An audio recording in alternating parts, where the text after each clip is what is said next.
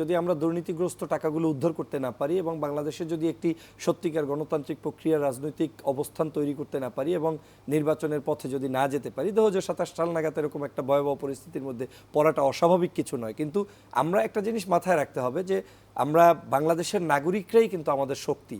সে কারণে আমরা ভয়াবহ মুসিবত বিভিন্ন সময় পড়ার কথা পড়ি নাই, আমরা কিন্তু উদ্ধার পেয়ে গিয়েছি। করোনার সময় ভয়াবহ পরিস্থিতি ছিল, কিন্তু আপনি যদি একটু ক্যালকুলেট করেন তাহলে আনুপাতিক হারে অন্য অন্য রাষ্ট্রের তুলনায় আমরা কেন ভালো ছিলাম।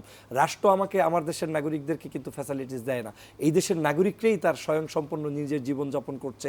সকালবেলা বের হচ্ছে, সন্ধ্যার মধ্যে যে কোনো মূল্যে তার খাদ্য বস্ত্র বাসস্থান নিশ্চিত করে ঘরে আবার ফিরে আসছে। অন কাইন্ড অফ পাখিদের মতো আমার দেশের জনগণরা তারা কিন্তু কাজ করে যাচ্ছে।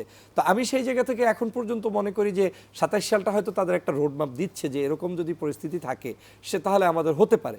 কিন্তু আমরা মনে করি যে না, এটা রিকভার করার জন্য আমাদের দেশের জনগণ যথেষ্ট এবং জনগণ সে চেষ্টাটা করবে। তবে আপনাকে যেটা বলতে চাই যে এই যে মহাদুর্নীতির খাতগুলো যদি আপনি কোনো অবস্থায় তদন্ত না করেন, বন্ধ না করেন এবং তাদের টাকাগুলো যদি রিটার্ন আনার ব্যবস্থা না করেন, আপনি দেখেন যে শেখ পরিবারের দুর্নীতির টাকা দিয়ে আপনি চাইলে ৫টা 10টা পদ্মা সেতু বানাতে পারবেন। আপনি তাদের দুর্নীতির টাকা দিয়ে আপনি একটা বাজেট তৈরি করতে পারবেন।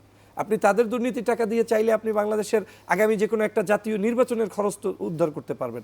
তো এটা তো তাদের কথা বললাম। আপনার সমগ্র জায়গায় তাদের যে কমিশনার, তাদের যে ওয়ার্ড লেভেলের নেতাকর্মী, এমনকি আপনি তো শুনেছেন যে ছাত্রলীগের নেতা পর্যন্ত আপনার কি পরিমাণ টাকা দুর্নীতি করে শুধু আপনার হুন্ডি করে বিদেশে টাকা পাঠিয়েছে।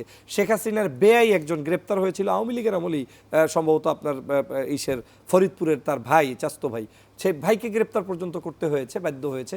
সেই জায়গা থেকে যদি আপনি দেখেন যে সমগ্র এই বড় বড় খাতগুলো সেটা তদন্ত করা দরকার। এবং মির্জা ফখরুল সাহেব অত্যন্ত সুন্দর কাজ করেছেন আজকে এটা বলে যে আমরা বিভিন্ন ভিড়ে তাদের দুর্নীতিগুলো ঢেকে যাচ্ছে, আর তাই হচ্ছে।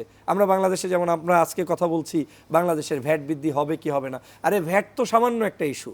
তারপরে আমরা বাংলাদেশে কথা বলছি আমাদের মধ্যে কোনো একজনে ওই যে একটা জায়গায় কোনো একটা মানে খারাপ একটা কাজ করলো, সেটাকে মিডিয়ায় খুব হাইলাইটস করে আমরা দেখাচ্ছি, কিন্তু সেটাকে দেখাতে গিয়ে শেখ হাসিনার খুন আজকে ঢেকে যাচ্ছে, শেখ হাসিনার গুম ঢেকে যাচ্ছে, শেখ হাসিনার দুর্নীতি ঢেকে যাচ্ছে। সেই জায়গা থেকেই আমি মনে করি ওনারা একটা স্পেসিফিক খাত উল্লেখ করে আজকে সাংবাদিকদের আহ্বান জানিয়েছেন। ভবিষ্যতে প্রত্যেকটি খাতে এভাবে তাদের দুর্নীতি তদন্ত করা উচিত বলে আমি মনে করি।